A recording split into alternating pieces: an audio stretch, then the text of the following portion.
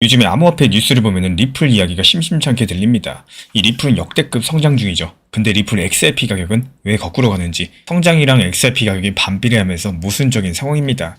이 리플이라는 회사는 사상 최고치로 잘 나가고 있는데, 이 정작 그 회사의 핵심 토큰이라고 할 수 있는 XRP 가격은 지금 연말인데도 힘을 쓰지 못하고 있다는 이야기인데요. 우리 구독자분들께서도 충분히 느끼고 계실 겁니다. 이 사업 성적표가 A+인데요. 오히려 토큰 가격은 뒷걸음질 치고 있는 이런 상황들, 도대체 무엇을 의미하고 있는 건지, 오늘 영상 통해서 이 아이러니한 광경의 이면에서 무엇이 움직이고 있는지 함께 살펴보도록 하겠습니다. 앞으로 드러난 현상부터 정리해볼까요? 이 리플 랩스 측에서 지금 그야말로 엔진 풀가동 상태입니다. 전세계 금융과 블록체인 분야에서 리플의 활동은 어느 때보다도 뜨거운 상황인데, 이 신규 제휴, 프로젝트 추진, 사업 확장, 어느 것 하나 쉬어가는 구석이 없다라는 거. 예를 들어가지고 최근에 리플은 여러가지 금융 관련 회사를 인수하면서 자신들의 영향력을 넓혔죠. 전통 금융회사들이 암호화폐를 다룰 때 필요한 기술과 면허를 가진 업체들을 이 리플이 과감하게 사들이고 있는 겁니다. 한마디로 기존 은행 시스템과 암호자산 세계를 연결하는 이런 다리를 리플이 직접 놓고 있다는 뜻인 거고, 이것뿐만이 아닙니다. 현재 리플은 자체 스테이블 코인도 개발을 했어요. 달러랑 1대1로 연동되는 리플 USD, 줄여가지고 RLUSD라는 코인인데요. 이 작년 말에 리플 레저 위에서 시험 출시됐는데 올해까지 발행량이 10억 달러치를 넘길 정도로 반응이 뜨겁습니다. 요즘은 이 RLUSD를 이더리움 같은 다른 블록체인에도 연결해가지고 쓸 수 있게 확장하는 중인데요. 리플 입장에서 RLUSD는 이 디지털 달러를 자기 손에 쥐게 된 것과 비슷합니다. 그리고 XRP는 이 디지털 달러를 전 세계 어디로든 순식간에 운반해줄 수 있는 택배 기사 역할을 할 수가 있다는 거죠.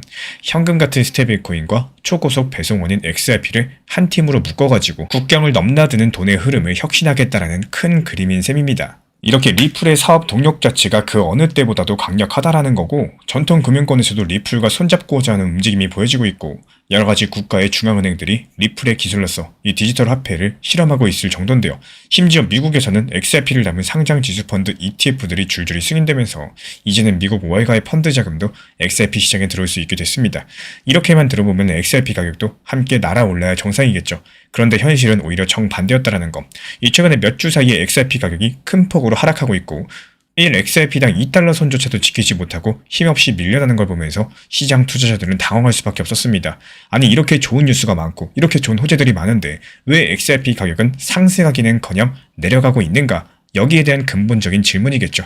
그리고 바로 이런 부분에서 오해랑 진실이 갈립니다. 이 혹자는 역시 시장은 정직하다, 가격이 떨어지는 걸 보니까 리플의 성장이 전부 다 거품 아니냐, 이렇게 생각했을지 몰라요. 하지만 이런 것들은 가격표만 보고 섣부르게 내린 판단일 수가 있다는 거. 이 현재 리플 XRP 약세가 리플 사업의 이상 신호를 의미하는 건 절대 아니기 때문에 오히려 거꾸로입니다. 리플의 펀더멘털은 아무런 문제가 없는데도 이 외부 요인들 때문에 시장 가격이 이런 것들을 제대로 반영하지 못하는 이런 상황으로 보는 게 맞다라는 거고, 실제로 기관 투자자들의 움직임을 살펴보면요, 이런 역설들이 더욱더 극명해진다라는 거. 미국 증시에 상장된 5개 XRP 현물 ETF들의 약 11억 달러, 우리 돈으로 1조 원이 훌쩍 넘는 자금이 불과 한 달 남짓한 사이에 들어갔어요. 쉽고 안전한 투자 수단이 열리면서 큰손 자금이 XRP를 담기 시작을 한 거죠. 그런데 정작 가격 차트는 아래로 기울었습니다. 이유가 뭘까요? 바로 시장에 오래 있던 일부 대규모 보유자들, 흔히 고래 투자자들이라고 하죠. 이 고래들이 가격이 오를 때를 기다렸다가 한꺼번에 매물을 쏟아냈기 때문입니다.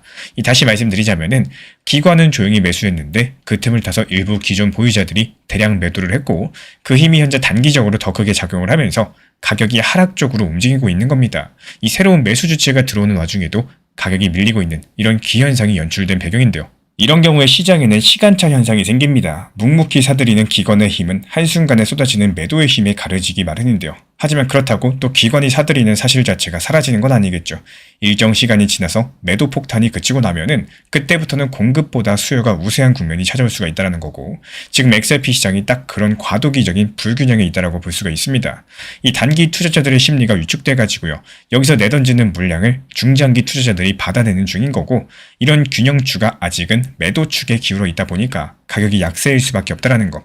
하지만 이런 흐름들이 계속된다면은 결국에 균형은 뒤집힐 가능성이 높겠죠.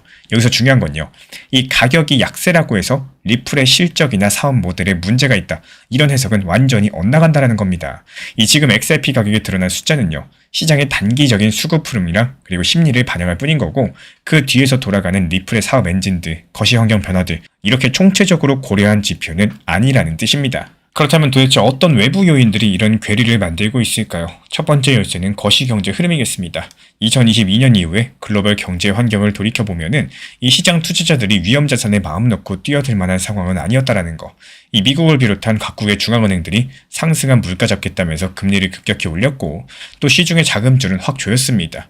이 시중에 돈줄을 대니까 주식이든 코인이든 이 투자 심리가 위축될 수밖에 없겠죠. 돈을 빌리는 비용이 올라가고 또 안전한 국채금리가 높아지면은 굳이 위험을 감수하고 변동성 큰 자산에 투자하려는 유인들이 줄어들 수밖에 없다라는 거. 이 실제로 2022년 그리고 2023년을 거치면서 비트부터 알트까지 한 차례 거품이 꺼졌죠. XRP도 예외는 아니었습니다. 하지만 2025년 들어서 분위기가 슬슬 바뀌기 시작을 했어요. 올해 하반기 들어서 미국 연준이 마침내 금리 인하 기조로 선회했습니다. 고금리 정책을 한참 펴다가 이제는 서서히 푸는 방향으로 방향성을 튼 건데요. 유럽 중앙은행이라거나 이 다른 나라들도 비슷한 흐름이에요. 한마디로 조금 꽉 조였더니 경제가 좀 힘들어져가지고 이제는 다시 풀어주자라는 쪽으로 가닥이 잡혔다라는 겁니다. 그러면은 자연스럽게 시장에 돈이 다시 돌기 시작하겠죠. 실제로 미국도 최근에 몇 달 사이에 기준금리를 잇따라 내렸고 지금은 예전에 비해서 많이 낮아진 3%대 중반 수준까지 내려왔습니다. 물론 절대적으로 낮은 금리는 아니겠지만요. 최소한 더 이상 오르지는 않을 거라는 안도감을 시장에 줬다라는 거. 그렇게 되니까 그동안 달러 가치가 너무 높아져서 이 신흥시장 자금이 탈출하는 이런 현상들도 조금 진정이 되고 있어요.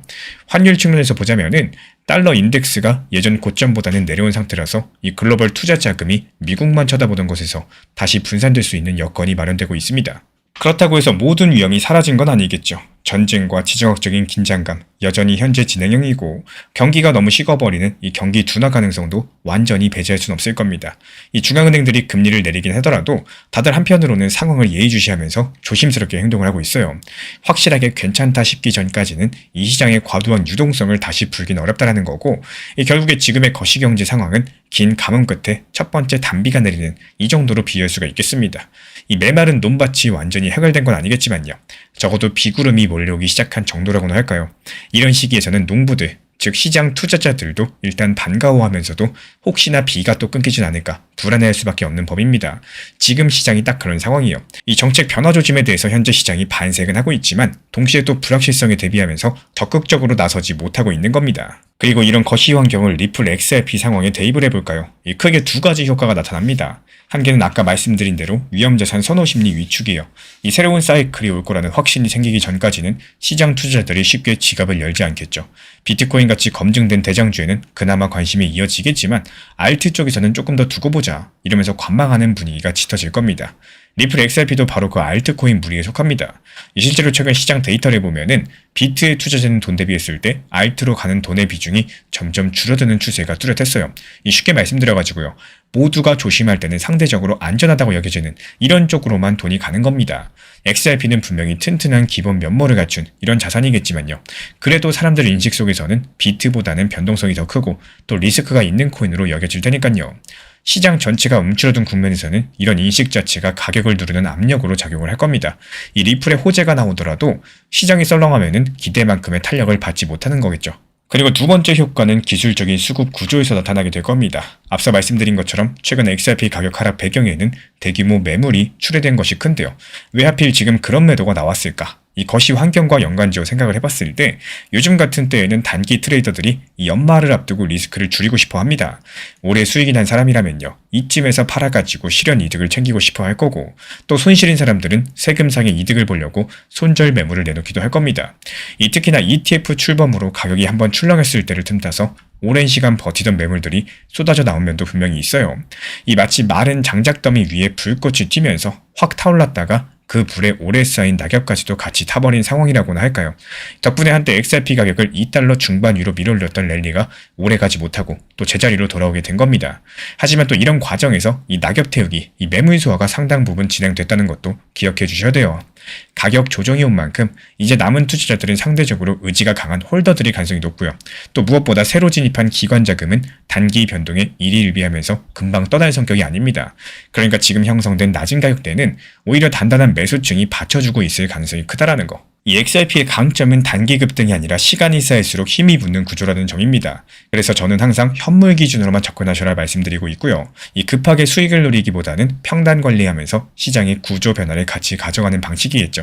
이런 기준을 정리한 자료는 필요하신 분들께만 따로 공유드리고 있기 때문에 고정 댓글창 참고해 주시면 됩니다. 종합적으로 정리해볼까요? XRP 가격이 약세인 이유는 거창해 보이지만 그 핵심은 단순해요. 이 시장 참가자들의 인식 차이랑 시간 차입니다. 멀리 보는 자랑 눈앞을 보는 자의 싸움이라고 해도 좋아요. 리플의 기업 가치를 믿고 느긋하게 사모으는 세력이랑 당장 분위기에 눌려서 던지는 세력이 부딪히게 되면서 이때부터 나타나는 착시 현상인 겁니다. 그런데 이런 착시는 영원히 지속되지가 않아요. 펀더멘탈은 결국에 제 가치를 찾기 마련인 거고 리플의 사업 성과가 실적으로 증명되고 또 거시경제 환경이 한층 더 투자 친화적으로 바뀌게 되면은 이 시장의 눈도 서서히 그쪽으로 돌아오기 시작을 할 겁니다. 예를 들어가지고 금리가 더 내리고 경기 불안이 찾아들면은 굳이 안전한데 낮은 수익률인 자산만 고집할 이유가 없어지겠죠. 그렇게 되면 앞다퉈가지고 찾게 되는 게 바로 성장성이 큰 자산입니다. 마치 봄이 오면은 움츠렸던 동물들이 밖으로 쏟아져 나오는 것처럼 이 시중 자금들도 다시 위험 자산으로 흐르게 되어 있어요. 그 시점에 리플 그동안 사업 잘해놨잖아 이러면서 시장이 재평가에 나설 가능성이 높겠죠. 이 지금까지는 일부 매니아들만 높게 쳐주던 리플의 가치가 그제서야 대중의 평가에 반영되기 시작할 수도 있다는 겁니다. 물론 정확하게 언제 그런 전환점이 올지는 단정할 수 없겠습니다. 1개월 뒤일지, 분기 후일지, 반년이나 더 걸릴지 이 시장 상황에 달려있겠죠. 만약에 내년 1분기쯤에 경기가 더 안 좋다는 신호가 나오면은 오히려 중앙은행들이 서둘러서 돈풀 정책을 내놓을 수가 있는 거고 또 반대로 경기가 무난하면은 서서히 정상화 국면으로 진입할 수도 있겠죠. 어떤 시나리오건 간에 중요한 건요. 리플의 펀더멘털이 망가진 게 아닌 이상 이런 가격대 그리고 가치의 괴리는 언젠가 좁혀질 가능성이 크다라는 사실입니다. 지금 이 순간에도 리플은 전방위로 미래 준비를 하고 있어요. 국제송금망의 새로운 표준이 되는 이 프로젝트에 참여하고 있고요. 또 부동산이나 채권 같은 실물 자산을 블록체인에 올리는 실험들도 리플의 기술과 리플 레저에서 이루어지고 있습니다. 한마디로 돈의 디지털화라는 이 시대 흐름의 중심에서 XRP가 활용될 수 있는 퍼즐을 하나씩 맞춰가는 과정인 거고 이런 노력들이 결실을 맺어갈수록 XRP의 실질적인 쓰임새, 여기에 대한 필요성은 증가할 테고요. 이 시장은 결국에 그 가치를 무시할 수 없게 될 겁니다. 일단 지금 나타나는 이 가격의 신호를 어떻게 해석할지 냉정하게 바라보셔야겠죠. 앞서 여러 번 말씀을 드렸던 것처럼 지금의 가격 하락만 보고 리플의 미래를 어둡게 단정하려는 것은 큰 착각일 수 있겠습니다. 이 겉으로 보이는 숫자에 가려진 구조적인 흐름을 놓칠 위험이 있기 때문인데요. 하지만 그렇다고 해서 무조건 장밋빛 미래만 믿고 따라가기에는 이 시장 변수가 많다라는 거, 가치랑 가격이 언젠가 만난다고 해도 그런 과정에서 얼마나 시간이 걸릴지 또 다른 돌발 변수는 없을지 알 수가 없을 테니까요. 그래서 중요한 거는 이 균형 잡힌 시각과 원칙입니다. 남들이 두려워서 팔 때 그 공포에 같이 휩쓸릴 필요는 없겠지만 이 동시에 본인의 리스크 관리 원칙은 확실히 지켜주셔야 된다는 거예요. 예를 들어서 이런 시기에 현금 비중을 조금 확보해두면 마음의 여유를 갖는 데 도움이 되겠죠. 그리고 정말 리플의 장기적인 성장성을 믿는다면 분할 매수 같은 방법으로 서서히 포지션을 늘리는 것도 한 가지 방법이 되어줄 겁니다. 이 가격이 더 떨어지면 더 싸게 살 수가 있고요. 올라가면 기존에 다 받은 물량이 수익을 내니까 평균 가격 낮추면서 대응할 수도 있을 겁니다. 반대로 XRP 비중이 너무 커서 밤에 잠이 안 올 정도라면 이번 기회에 일부 익절이나 손절을 해서 비중을 줄여나가고 또 심리적인 부담을 낮추는 것도 고려해 보셔야 되겠습니다.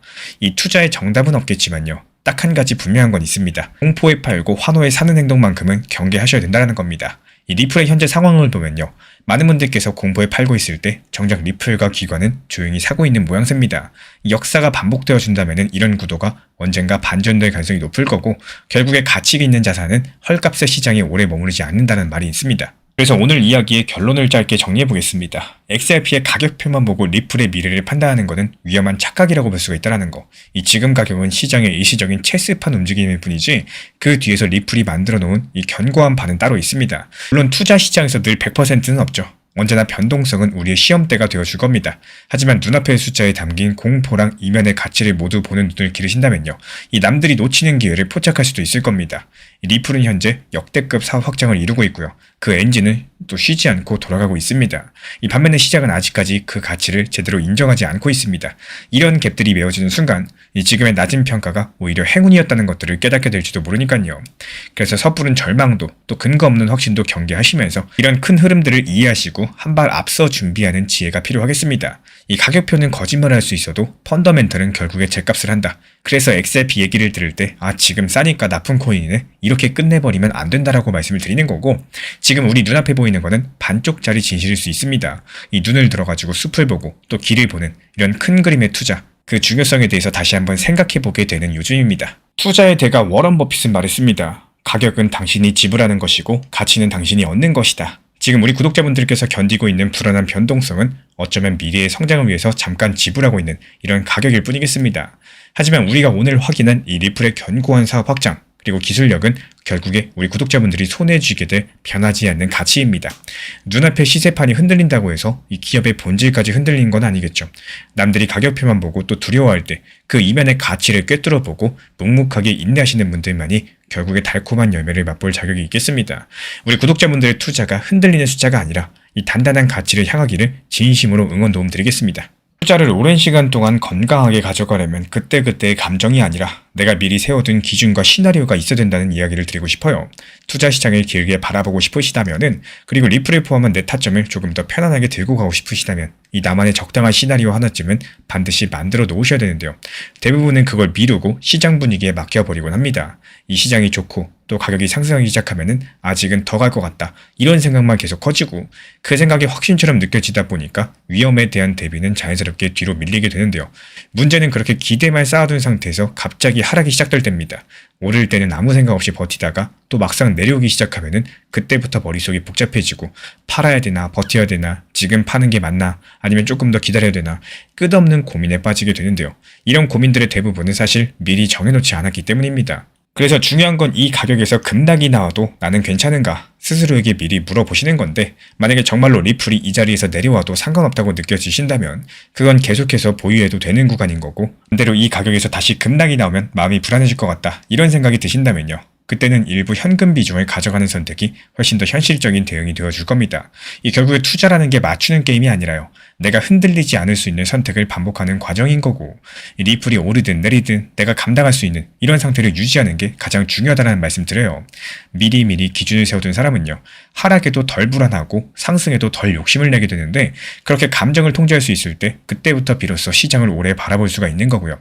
결국에 살아남는 쪽도 그런 사람이라는 거를 다시 한번 기억해 보셨으면 좋겠습니다. 이 대부분의 손실은 지식이 부족해서가 아니라 기준 없이 감정대로 움직이는 이런 순간에서 발생을 합니다. 예를 들어가지고 단기 반등 나왔다고 해서 충동적으로 따라붙거나 조정이 왔다고 무서워서 손절하는 이런 행동들이 반복되면은 결국에 계좌는 계속 깎일 수밖에 없어요. 그래서 저는 시장을 볼 때 필요한 기준표, 타점 요약본을 따로 만들어 드리고 있습니다. 필요하신 분들께서만 현재 보이는 번호로 문자 신청 주시면 도움 드리도록 하겠습니다. 새해 첫날부터 10억 개의 XRP가 한꺼번에 풀린다면 어떤 느낌이 드시나요? 이 가슴 한켠이 불안하게 쿵 할지도 모르겠습니다. 설마 이렇게 많은 물량이 시장에 쏟아지면은 가격이 폭락하는 건 아닐까, 뭐 이런 생각이 들겠죠. 그런데 여기서 재밌는 건요, 이렇게 공포가 섞인 질문이 나올 때마다 의외로 시장은 담담하게 흘러간 적이 많았다라는 거. 오늘은 바로 그 이야기를 해보려고 합니다. 리플의 10억 XRP 락업 해제, 그 표면은 공급 폭탄처럼 보이지만 그 이면에는 어떤 설계랑 의도가 숨어 있는지 들여다보도록 하겠습니다. 그리고 이 이벤트가 단순 해프닝으로 끝날지 아니면 XRP 투자판의 새로운 변수가 될지 구조적으로 풀어보도록 하겠습니다. 먼저 사실관계부터 짚어보겠습니다. 이 리플사는 2017년부터 자체 보유한 막대한 XRP 물량을 에스크로, 즉 조건부로 잠가두고 매달 일정량씩 푸는 전략을 써왔습니다. 이 새해 1월 1일에도 관례대로 10억 개의 XRP가 에스크로에서 풀릴 예정인데요. 숫자만 들으면 어마어마한 숫자죠. 하지만 경험이 있는 분들은 이미 알고 계실 겁니다. 이 리플이 과거에도 매달 초에 이렇게 토큰 풀고 나서 그 대부분을 전부 다 다시 잠가뒀었다는 사실을요. 예를 들어서 이번 달도 마찬가지였죠. 이 12월 달에도 10억 개 가까이 풀었었지만 70% 정도는 다시 재잠금이 됐고요. 나머지 30% 정도만 혹시 모를 유통 대비로 남겨뒀다라는 거. 이 결국에 시장에 실제로 풀린 거는 약 3억 개 XRP에 불과했다는 얘기입니다. 이런 식으로 봤을 때 다가오는 1월달 락업 해제도 이 전량 모두 다 시장에 쏟아질 가능성은 정말 낮다라는 게 일반적인 관측입니다. 그럼에도 불구하고 왜 시장은 지금 긴장을 하고 있을까요? 그 이유는 만에 하나의 가능성 때문입니다. 이 바로 리플이 대부분 다시 잠가왔었지만 혹시나 이번에는 다르게 행동하는 거 아니냐, 뭐 이런 경계심들이 남아있다라는 거. 그리고 실제로 3억 개든 4억 개든 일부 물량이라도 시장에 풀리는 거는 어쩔 수 없는 사실이죠. 그 절대량이 상당히 크기도 합니다. 지금 XRP 시세로 계산하면 수억 달러 규모다 보니까 당장 리플사가 그 일부를 운영비 마련이라거나 파트너 유동성 공급 목적으로 현금화한다, 그럼 단기적으로 매도 물량 압력이 생길 거고 이에 따른 가격 하락까지도 촉발시킬 수가 있겠죠. 그래서 온체인 상에서는 이 리플 월렛에서 거래소로 큰 XRP 이체가 찍히는지 이 트레이더들이 실시간으로 지켜보고 있는 상황입니다. 마치 구름 낀 하늘을 보면서 비가 올까 안 올까 살피는 농부의 마음처럼 말이죠. 이 과거 패턴으로 봤을 때 큰 비는 오지 않았습니다. 실제로 XRP 가격은 락업 풀리는 날에 잠깐 움찔했었다가 다시 한번 금세 또 안정을 찾는 시기였죠. 리플 측도 영리하게 이 시장에 충격 주지 않는 선에서 필요한 만큼만 쓸 만큼만 쓰고 남는 거는 다시 묶어두는 식으로 해왔습니다. 그래서 지난 몇 년 동안은 투자자들이 이번에도 그냥 지나가는구나 이러면서 한숨 돌리곤 했다라는 거예요. 하지만 2026년 1월의 상황은 사뭇 특별했습니다. 이 그냥 달력만 바뀌는 게 아니라요. 게임의 법칙 자체가 바뀔 조짐이 있기 때문인데요. 바로 미국의 클래리티 법안이 새해에 맞춰가지고 본격적으로 다뤄지게 되면서 XRP를 둘러싼 규제 환경이 크게 변할 가능성이 부상을 했다라는 거. 이 법안 이름 그대로 디지털 자산 시장의 투명성 그리고 명확성을 높이자는 취지인데 쉽게 말씀드려서 어떤 코인은 증권이고 또 어떤 건 상품인지 은행이나 기관이 이걸 어떻게 다뤄도 되는지 이 분명히 하겠다라는 겁니다. 지금까지 미국에서는 XRP 같은 코인이 증권이냐 아니냐를 두고 소송도 벌이고 혼란이 있었는데요. 이제 법으로 이러이러하면 증권이고 저러저러하면 상품이다. 이런 규정이 세워지려고 하는 거죠. XRP 투자자들 입장에서는 손에 든 자산의 신분이 드디어 확실해진다는 뜻인데요. 이 재밌는 건요. 이 법안이 XRP의 상품 지위를 줄 가능성이 상당히 높다라는 관측이 나옵니다. 블록체인 네트워크 토큰의 80% 이상이 분산되어 있으면 증권이 아니라 상품으로 간주한다라는 이런 기준이 담겼다는 말이 있거든요. 현재 리플사가 직접 통제하는 XRP가 약 40% 수준이라고 하다 보니까 만약에 이대로 법이 시행되면 리플은 자신들의 진 물량을 20% 이하로 줄여야지 XRP가 완전히 상품으로 인정받는 셈입니다. 여기서 한 가지 중요한 스토리의 연결고리가 나와요. 리플이 왜 매달 풀린 물량을 다시 잠가왔는지 그리고 앞으로도 왜 함부로 시장에 쏟아내지 않을지 이 규제의 측면에서 생각해보자는 거죠. 미국 정부랑 규제당국은 이제 네가 가진 코인이 너무 많으면 그거는 중앙 통제된 거니까 증권처럼 볼 수도 있다. 이런 시그널을 줬습니다. 리플 입장에서 알겠다. 우리도 시장에 많이 풀고 분산시키겠다. 이렇게 호응하는 모양새를 취하는 게 유리하겠죠. 그렇다고 또 하루아침에 수십억 개를 던져버리면은 자폭이다 보니까 지속적으로 조금씩 시장에 공급을 늘려가는 이런 전략을 선택을 할 겁니다. 어쩌면 이번 1월에 10억 개 중에 그 일부도 그런 규제 친화적인 조치의 일환으로 활용될 수가 있다는 거. 예를 들어가지고 리플이 직접 팔지 않더라도요. 이 장기 투자할 제3의 기관한테 OTC 장외 거래로 넘긴다라거나 아니면은 에스크로 물량의 통제권 자체를 신뢰할 만한 별도 재단이라거나 기관에 넘기는 방식까지도 거론이 되고 있습니다. 이렇게 하면 겉으로 봤을 때 리플 보유분이 줄었다. 이런 효과를 내면서도 시장 쇼크는 최소화할 수 있으니까요.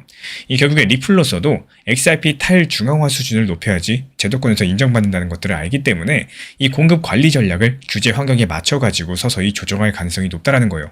그러면 현재 시장은 어떤 미래를 그리게 될까요? 만약에 이 법안, 클래리티법이 예상대로 통과된다면 XRP가 명실상부하게 증권이 아닌 상품 딱지를 달고 제도권의 문턱을 넘게 됩니다. 그렇게 되면 기관들의 입장도 완전히 달라지겠죠. 그동안 XRP를 둘러싼 소송과 불확실성 때문에 큰 손들이 참여를 망설였던 측면이 있었는데 이제 법적으로 문제없다라는 확신만 주어지면 은행이든 펀드든 맘 놓고 XRP를 활용할 수 있게 되는 겁니다. 이미 미국에서는 XRP 현물 ETF도 등장했어요. ETF가 나온다라는 거는 월가의 자금이 들어올 통로가 열렸다는 뜻인 거고 또 한편으로 봤을 때 스테이블 코인 RLUSD라거나 CBDC 실험처럼 리플 레저를 기반으로 하는 실제 사용 인프라도 속속들이 갖춰지고 있습니다. 이런 퍼즐이 전부 다 맞아떨어진다. XRP의 위상은 지금과 완전히 달라지게 된다는 거. 이 과거에는 리플사가 물량 주고 마음대로 풀 수 있는 이런 반쯤 중앙통제 코인이라는 시선도 있었겠지만 앞으로는 전 세계 은행과 기관들이 쓰는 이 글로벌 유동성 인프라의 한 축으로서 거듭날 수도 있다는 겁니다. 물론 이런 멋진 시나리오가 현실이 되는 데에는 시간과 조건이 따르겠습니다. 규제가 실제로 통과됐고 리플이 여기에 발맞춰서 현명하게 대응을 해야 되겠죠. 그리고 거시경제가 받쳐줘야지 대규모 자금이 들어와요. 하지만 여기서 중요한 거는 방향성입니다. 이 지금 리플 XRP가 가리키는 방향은 분명 제도권과의 접점을 향해 있었죠. 이번 10억 XRP 해제도 그 큰 흐름 속에 있는 작은 이벤트지 이 그 자체로 XRP의 운명을 결정짓는 사건은 아니라는 뜻입니다. 단기적으로 봤을 때 약간의 하락 압력이 있을 수 있어요. 이 눈앞에 물량이 늘어나니까요. 하지만 역사적으로 봤을 때 XRP는 이런 이벤트를 잘 흡수를 해왔습니다. 그리고 지금 시장 분위기를 지배하는 거는 오히려 앞으로 XRP가 어디까지 쓰일 수 있나 이런 기대감이라는 거. 이 시장 투자자들의 심리도 그래서 둘로 나뉩니다. 이 단기 파동에 촉각을 세우는 쪽 그리고 큰 숲을 보고 묵직하게 가는 쪽이겠죠. 어느 쪽이 옳을지는 시간이 정답을 주겠지만 적어도 우리 구독자분들께서는 오늘 영상을 통해서 락업 해제의 표면 뉴스 뒤에 흐르는 이 보이지 않는 설계랑 의도를 아셨으리라고 생각을 해요. 결국에 정리하면 이렇습니다. 이 리플의 10억 XRP 해제는 예고된 이벤트였고요. 대부분 다시 묶일 거고 약간의 남는 물량도 충분히 관리 가능한 수준으로 보입니다. 단기적으로 시장이 놀랄 수 있겠지만 그 파급은 제한적인 공산이 크다라는 거. 오히려 큰 그림으로 봤을 때는 XRP가 투명한 공급 관리랑 명확한 규제 환경을 바탕으로서 이 글로벌 금융 인프라로 도약할 재비를 갖춰가는 과정이다. 이렇게 해석이 되고 있습니다. 그래서 단기적인 하락 압력이 커지냐? 이렇게 물어봤을 때 답은 크게 흔들리지 않을 것이다. 그리고 이런 구조를 이해한 사람들에게는 오히려 기회가 될 것으로 귀결이 됩니다. 결국의 핵심은요. 이 숲을 보는 관점이라는 거. 표면적인 물량 숫자에만 압도될 게 아니라 그 뒤에서 움직이는 시장 설계랑 힘의 방향성을 읽으신다면은 우리 구독자분들의 투자 판단도 한층 더 단단해지게 될 겁니다. 이 새해에도 이런 통찰을 바탕으로 현명한 투자하시길 응원을 드리고요. XRP는 단기 매매로 흔들릴수록 오히려 손해보기 쉬운 자산입니다. 기관과 실질 사용이 붙는 구조에서는 이 현물로 평단을 낮춰가는 전략이 가장 안정적인데요. 이런 관점에서 제가 실제로 체크하는 가격 구간들, 현물 기준 정리본을 따로 안내드리고 있어요. 고정 댓글창 참고해주시면 됩니다. 투자의 거장 워런 버핏은 이런 말을 했습니다. 이 시장이라는 곳은 인내심 없는 사람의 돈을 인내심 있는 사람에게 옮기는 장소라고 말이죠. 해마다 반복되는 10억 개의 XRP 해제 소식, 이 누군가한테는 공포라는 이름의 흔들림이겠지만 또 구조를 꿰뚫어본 우리 구독자분들에게는 확신이라는 이름의 질서일 겁니다. 쏟아지는 물량의 숫자에 매몰되지 마십시오. 그 너머에서 거대한 금융의 판이 새로 짜이고 있다는 이 사실이 본질입니다. 이 새해 첫날부터 시장의 소음이 커질 때 비로소 우리 구독자분들의 침착함은 수익의 크기를 결정짓게 될 거고요. 흔들리는 파도에 올라타는 사람이 아니라 이 바다의 깊이를 읽어내는 통찰력 있는 투자자가 되시길 바랍니다. 그 길에 우리 신사 채널이 늘 함께하도록 하겠습니다. 이 지금의 불안은 과거를 제대로 보면 생각보다 훨씬 더 작아진다는 말씀을 드리고 싶어요. 이 시장이 너무 불안하고 답답하게 느껴질 때는 괜히 뉴스나 커뮤니티만 더 들여다보지 말고요. 이 과거 차트부터 한번 차분하게 보셔야 되는데 사실 지금보다 훨씬 더 암울했던 시기들도 분명히 있었습니다. 리프 600원, 700원 몇 년씩 거의 움직이지도 못하고 힘 한번 제대로 못 쓰던 구간들도 있었고 그때는 지금보다 훨씬 더 심하게 리또 속이네, 리플 끝났네 이런 말들이 쏟아지던 시기였죠. 근데 가만히 돌아보면은 그 시점부터 지금까지 특별하게 잘한 매매가 아니라 그냥 리플을 들고만 있었어도 자연스럽게 평단이 낮아지고요. 비중은 쌓이고 결과적으로 많은 분들께서 지금보다 훨씬 더 여유로운 위치에 와 있었을 겁니다. 그만큼 현재 시장이 항상 최악처럼 느껴지는 순간 그때마다 이미 다음 국면을 준비하고 있는 경우가 많다는 거죠. 그래서 중요한 거는 지금 이 순간을 불안함으로 채우지 않는 겁니다. 왜 이렇게 안 오르나? 왜 나만 힘든가? 이런 생각에 머무르시기보다는요. 적어도 과거 그 시절보다는 지금이 어떤 점에서 더 나아졌는지, 앞으로 어떤 방향성을 보고 대응을 준비할 수 있을지 여기에 대해서 에너지를 쓰는 게 훨씬 더 건강한 투자라는 거. 이 시장은 늘 반복되고요. 또 감정도 늘 비슷하게 반복이 되는데 그 안에서 조금이라도 더 차분하게 과거를 참고하시고 현재를 객관적으로 보려는 사람이 결국에 끝까지 남게 되는 겁니다.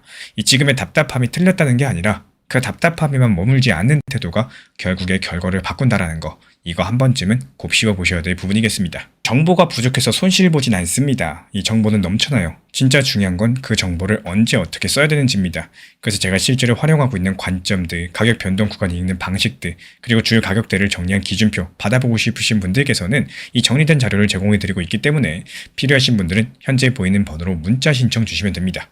영국의 기업들이 비트코인 고점에 샀다가 물렸다는 뉴스가 나왔습니다. 이 숫자만 보면 정말 단순한데요.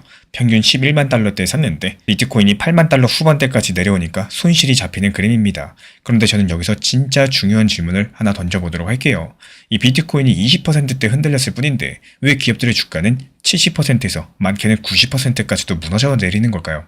이 질문이 오늘 영상의 핵심이고 이번 이슈가 비트코인 이슈가 아니라 이 자본시장 구조 이슈입니다. 비트코인을 산 게 문제가 아니라 이 비트코인을 사는 방식이 어떤 기계장치 위에서 올라가 있었는지 이게 바로 문제예요. 이 같은 비트코인을 보유하고 있다고 할지라도 어떤 통로로 들고 있었느냐에 따라 가지고 그 손실의 모양이 완전히 달라질 수밖에 없다라는 거. 먼저 아주 쉬운 비유로 시작을 해보겠습니다. 이 비트코인을 직접 사는 거는 물을 한 컵 떠서 들고 있는 겁니다. 컵이 흔들리면 물이 조금 넘칠 수 있겠지만요. 컵 자체가 갑자기 깨지진 않아요. 그런데 어떤 기업 주식은 달라요. 그건 물을 한컵 든 게 아니라 이 물탱크 위에 올라가서 흔들리는 발판을 잡고 있는 이런 모습에 가깝다라는 거. 그래서 물이 흔들리는 것뿐 아니라 발판도 흔들리고 발판을 지탱하는 나사도 풀리고 그러면은 물이 20% 흔들려도 사람은 90% 떨어집니다. 이 영국 성장사들의 비트코인 비축 전략은 겉으로 봤을 때 멋있어 보입니다. 회사가 미래를 본다, 현금을 비트코인으로 바꾼다, 장기 보유한다 이런 말들이 붙게 되는데요. 그런데 실제 자본시장에서 이런 전략들이 작동하는 방식은 훨씬 더 현실적입니다. 이 소형주가 늘 돈이 필요해요. 연구 개발이든 운영 자금이든 인수합병이든 어찌됐든 간에 돈을 조달해야 됩니다. 그런데 금리가 높죠. 투자 심리는 차갑죠. 또 주식시장에서 자금 조달창이 막히면은 소형주는 새로운 이야기를 필요로 합니다. 그때 비트코인이라는 단어가 등장을 하는데요. 그리고 이 지점에서 시장에 프리미엄이 생깁니다. 시장 투자자들은 비트코인을 사고 싶어 하죠. 그런데 어떤 투자자는 제도나 규제, 이 계좌 구조 때문에 비트코인을 직접 담기가 어렵다라거나 직접 담는 것을 불편해합니다. 그러면은 여기서 대체제를 찾는다라는 거. 그 대체제 중에 하나가 비트코인을 많이 들고 있는 기업 주식입니다. 여기서 시장 투자자들은 이런 주식들을 사면서 마음속으로 이렇게 계산을 해요. 이 회사는 비트코인을 들고 있으니까 주가도 비트코인과 똑같이 움직일 것이다. 그런데 진짜 문제는 여기서부터 나옵니다. 어떤 회사 주가가 비트코인 보유 가치보다 비싸게 거래되기 시작한다. 회사 입장에서는 엄청난 기회가 열리게 될 거예요. 비싸게 주식을 발행해서 이 돈을 모으고 또 그 돈으로 비트코인을 더 사면 됩니다. 그러면 회사의 비트코인 보유량이 늘어날 거고 시장 투자자들은 이거 봐라 회사가 더 샀다 이렇게 믿고 주가가 다시 유지되거나 올라가게 될 거예요. 이게 바로 프리미엄, 자금 조달, 매집의 순환매입니다. 이 정상적인 산업 성장의 순환이 아니라 자본시장의 프리미엄을 이용해서 비트코인을 늘려가는 순환이라는 거예요. 그리고 이런 순환은 상승장에서 굉장히 강력합니다. 이유가 뭐냐? 비트코인 가격이 오르면 주가도 오르고요. 또 주가가 오르면 더 비싸게 자금 조달이 가능하고요. 조달한 돈으로서 비트코인을 더 사면은 다시 기대감이 붙기 때문인데요. 그런데 하락장에선 또 반대로 작동하죠. 비트코인이 내려가면은 주가가 먼저 흔들리죠. 주가가 흔들리면은 자금 조달이 어려워집니다. 자금 조달이 어려워지면은 더 이상 비트코인을 살 돈이 없어지고요. 이 순환이 멈춥니다. 그리고 순환이 멈추는 순간 프리미엄 자체도 꺼져버립니다. 그리고 여기서 프리미엄이 꺼지는 게 왜 무섭냐? 이게 단순하게 가격이 내려간다 정도가 아니라요. 이 구조가 더 이상 작동하지 않는다는 선언이기 때문이에요. 여기서 시장 투자자는 그때부터 비트코인 가격이 아니라 질문을 바꿉니다. 이 회사는 다음 달에도 돈을 끌어올 수 있냐? 또 증자를 하긴 하는 거냐? 만기가 있는 부채는 없나? 또 주식 유동성은 얼마나 얇은지 이런 질문들이 나오기 시작했을 때 주가는 비트코인보다 훨씬 더 큰 폭으로 흔들릴 수밖에 없다는 거. 여기서 오늘 뉴스에 등장한 한 장면이 아주 중요합니다. 이 사치마 테크놀로지 측에서요. 비트코인을 일부 매도했다는 내용인데 이걸 단순하게 손절했다로 보면 놓치는 게 있습니다. 단순하게 투자 철학이 바뀐 정도가 아니라요. 이 자금 스케줄이 비트코인을 이겼다는 뜻인데요. 이 전통 금융의 만기라는 현실이 비트코인 장기 보유라는 구호보다 그 위에 있다라는 거. 기업이 비트코인을 보유한다는 것은 필요하면 팔 수 있다는 말과 사실상 똑같은 문장입니다. 특히나 만기가 다가오면 더 그래요. 그리고 이게 왜 비트코인 시장이 중요하냐? 이 기업 트레저리 수요가 커질수록 시장은 새로운 구조를 갖게 되기 때문입니다. 예전 같으면 어땠습니까? 개인 투자자의 매수 매도가 주요 변동 요인이었죠. 그런데 이제부터는 기업의 결산이나 만기나 증자 여부 이런 전통 금융 일정이 비트코인의 단기 수급에 영향을 줄 수가 있다는 거. 이 기업이 비트코인을 장기 보유한다고 말을 하더라도 자금줄이 막히면 비트코인은 현금화의 대상이 됩니다. 그 순간부터 비트코인은 신념의 자산이 아니라 이 유동성의 자산으로서 취급될 수밖에 없다는 거예요. 그리고 영국이라는 시장이 가지고 있는 특수성도 보셔야 됩니다. 영국은 최근에 규제 환경이 변화하고 있죠. 소매 투자자의 암호자산 ETN 접근이 다시 열리기 시작을 했습니다. 이건 굉장히 큰 변화라고 볼 수가 있는데 이유가 뭐냐? 이게 시장 투자자 입장에서 기업 주식으로 우회해서 비트코인 노출을 얻어야 되는 가장 근본적인 이유들이 약해질 수 있기 때문입니다. 이 우회 이유가 약해지면요. 우회 프리미엄이 꺼집니다. 프리미엄이 꺼지면요. 방금 말한 순환은 다시는 같은 강도로 돌아오기가 어렵습니다. 많은 분들이 비트코인을 보면서도 언제 사야 되나 여기에만 집중을 하십니다. 하지만 이 자산은 업비트 빗썸 현물 매매로만 천천히 모아가는 사람이 결국에 유리해지는 구조예요. 그래서 제가 안내드리는 정보방에서도 이 현물 매매 기준만 다뤄드리고 있기 때문에 그 기준이 필요하신 분들은 고정 댓글창을 참고하셔도 괜찮습니다. 그리고 여기서 두 번째 모순이 등장해요. 이 중앙은행은 금리를 내리고 있어요. 미국도 12월 달에 금리를 내렸고요. 영국도 내렸습니다. 보통 이런 뉴스는 위험자산에 우호적이라고 말을 해요. 그런데 동시에 일본은 금리를 올렸고요. 엔화가 흔들리고 금리 차가 만드는 글로벌 자금 흐름이 불안해졌습니다. 이건 완화니까 무조건 오른다가 아니라 어디선 풀리는데 어디선 조인다. 이런 혼합 구간이라는 거. 이 혼합 구간에서는 레버리지 상품이 먼저 무너집니다. 그래서 비트코인보다도 이 비트코인을 담은 레버리지 구조가 먼저 흔들린다는 거. 그리고 이제 다시 처음 질문으로 돌아가 보겠습니다. 이 비트코인이 20%대 조정인데 왜 기업 주식은 90%까지도 빠질 수가 있을까요? 그 정답은 간단합니다. 그 주식은 비트코인을 산 게 아니라 비트코인 프리미엄을 파는 자본시장 구조를 샀기 때문이에요.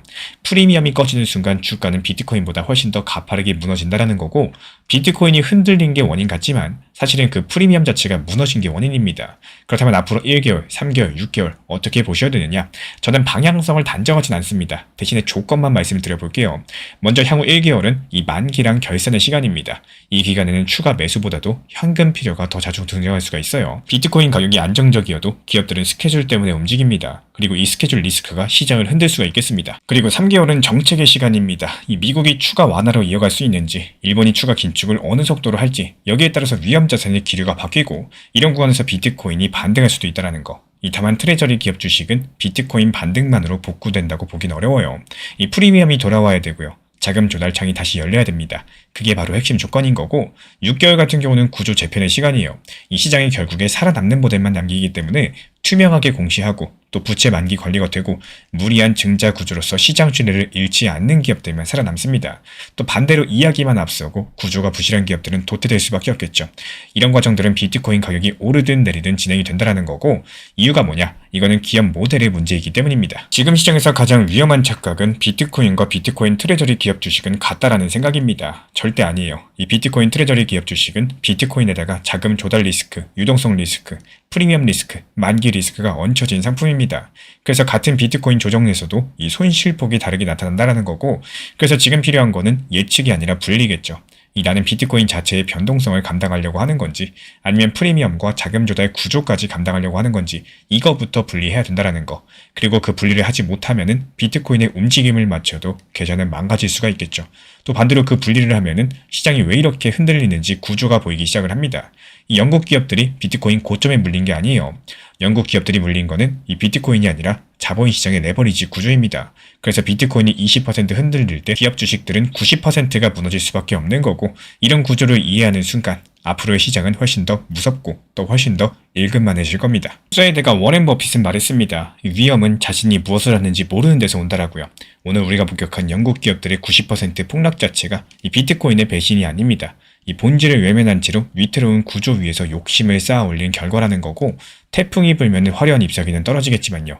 깊은 뿌리는 오히려 더 단단하게 땅을 움켜쥔다라는 거. 우리 구독자분들께서 지금 손에 쥐고 있는 것이 흔들리는 거품인지 아니면 비바람에서도 견디는 단단한 가치인지 한번 되돌아보는 밤이 되셨으면 좋겠습니다. 이 복잡한 기교보다도 우직하게 본질을 지키는 투자가 결국에 승리한다는 사실 기억해 주시기 바랍니다. 지금 시장이 가장 부정적인 말을 쏟아낼 때가 오히려 바닥에 가장 가까운 순간일 수 있다. 이 구조를 이해하셔야 된다는 말씀을 드리고 싶어요. 이 코인 투자 시장을 보다 보면요. 정말 아이러니한 장면을 자주 보게 되는데, 이 남들이 하나둘씩 관심을 잃어가고 또 리플 이야기를 꺼내면은 리또 속이다, 코인은 이제 끝났다, 다시는 코인 안 오른다, 이런 말들 유독 많이 나오기 시작하는 시점이 있습니다. 이런 말들이 조용히 나오는 정도가 아니라 여기저기서 반복되고 공감이 붙고 마치 모두가 같은 결론에 도달한 것처럼 이렇게 느껴지는 타이밍, 이 시장 구조상 이런 분위기들은요, 생각보다 저점에 가까운 신호인 경우가 많습니다. 이 투자 시장이 냉정하게 보면 모두가 동시에 잘 될 수 없는 구조고요. 누군가가 포기하고 던져야지 또 누군가는 다시 담을 수 있는 구조이기 때문에 부정적인 말이 많아진다는 건 이미 상당수의 사람들이 지치고 실망하고 매도 쪽으로 기울었다는 뜻이기도 합니다. 그렇게 매도 물량이 충분히 소화되고 나면은 시장은 조용해지고요. 관심이 사라진 자리에서 다시 방향을 틀기 시작을 해요. 그때 나오는 반등은 의외로 빠르고요. 또 강력하고 짧은 시간에 크게 움직이는 경우가 많습니다. 여기서 문제가 뭐냐?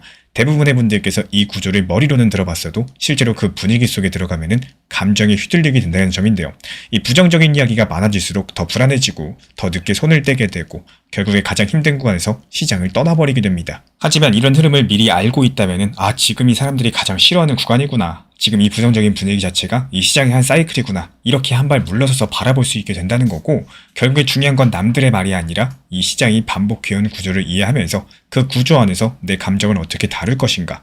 근데 모두가 끝이라고 말할 때 조용히 준비할 수 있는 사람이 그 다음 국면에서 선택권을 가지게 되는 거고요. 이 시장은 항상 돌고 돌고 또 그 흐름을 아는 사람은 소음 속에서도 방향을 잃지 않게 되는데요.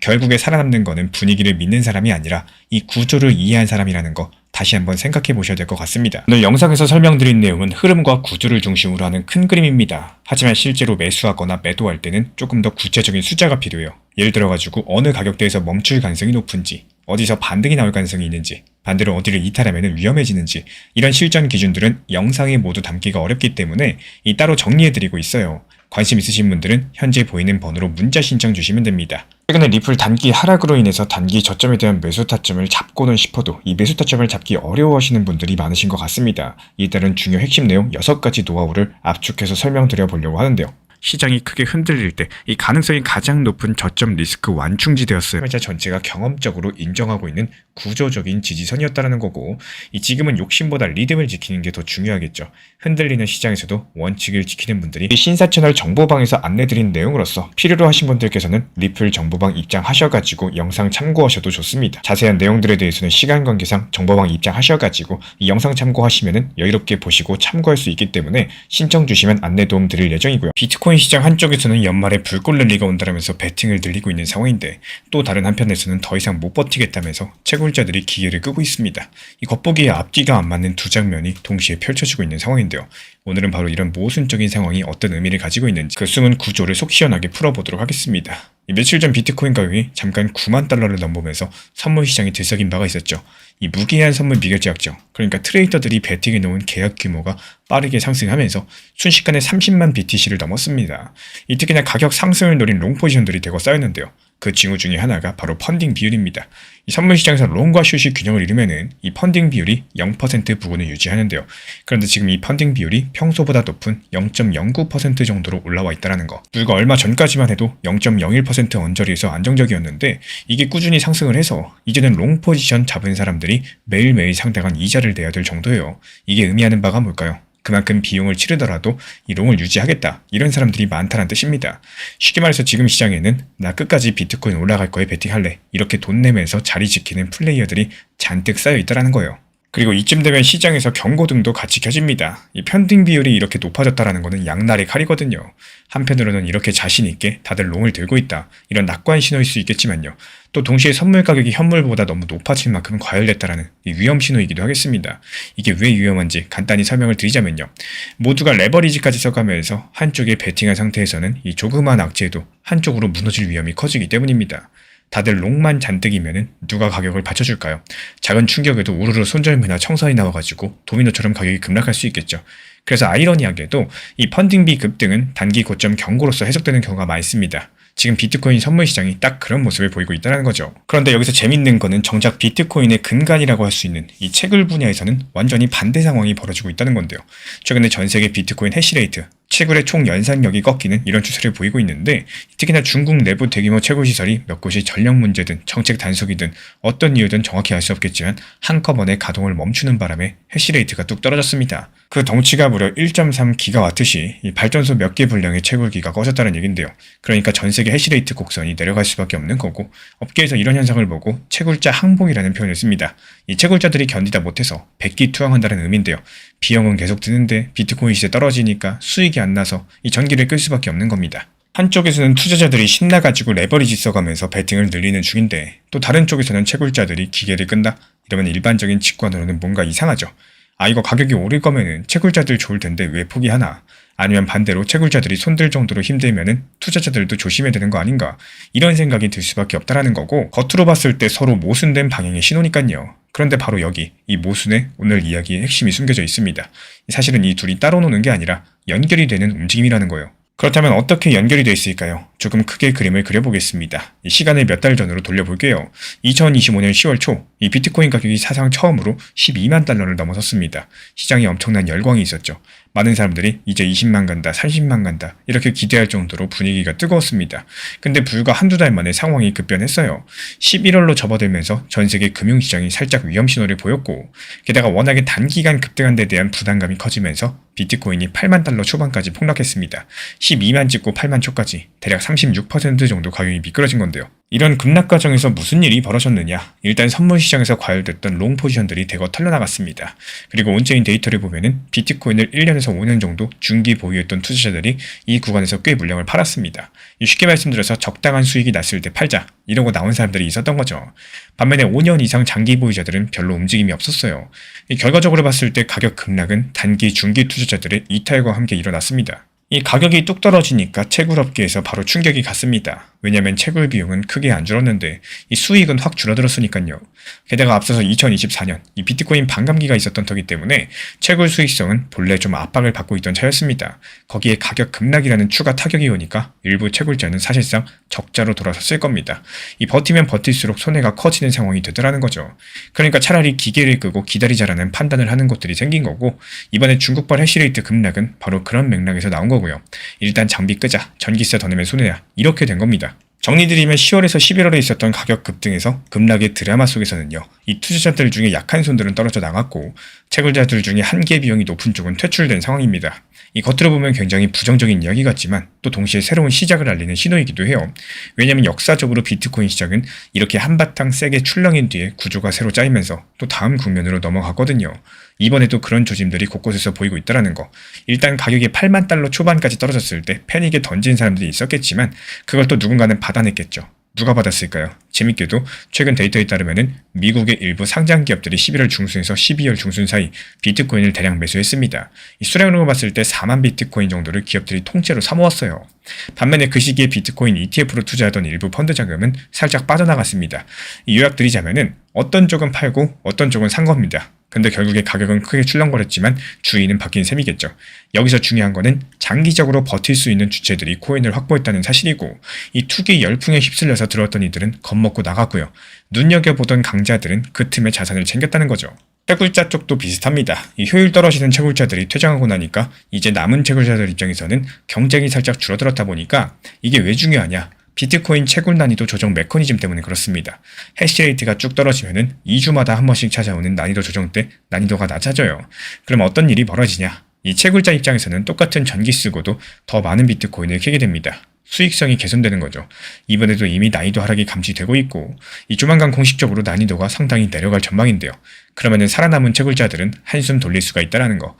이제 좀 숨통 트이네, 이러면서 버틸 가능성이 높아진다라는 거고, 그리고 가격이 다시 올라가면은 이전에는 꺼놨었던 채굴기도 슬그머니 다시 돌아옵니다. 이 해시레이트 복구가 이루어진다라는 거. 이 사이클이 의미하는 바는 뭘까요?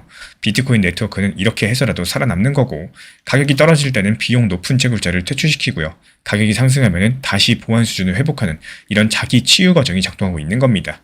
어떻게 보면 상당히 탄탄한 구조라고 볼 수가 있겠죠. 그렇다면 지금 벌어진 일들을 다시 종합해 볼까요? 이 가격이 크게 출렁이고 나서 시장 참여자 구성이 개편됐습니다. 투자자 측면에서는 겁먹고 달아날 사람들은 일단 달아났고, 그 빈자리에 새로운 돈이나 고래들이 들어왔습니다.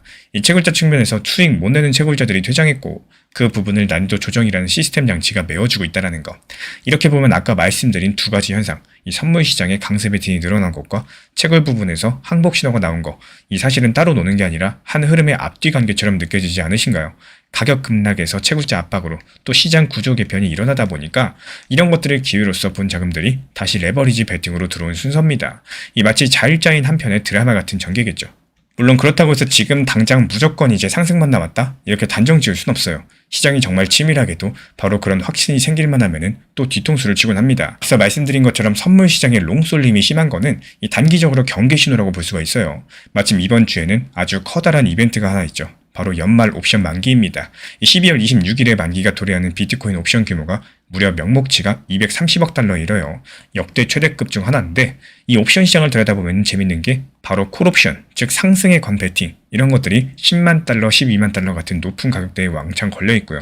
이런 것들은 8만 5천 달러 근처에 몰려 있습니다. 이 숫자가 보여주는 대로 전체적으로 봤을 때 상승 쪽에 건 사람이 훨씬 많다는 뜻이겠죠. 그런데 지금 당장 비트코인 시세가 9만 달러 아래이기 때문에 이대로 가면 10만, 12만 불에 걸린 콜옵션들은 휴지 조각이 된다는 거.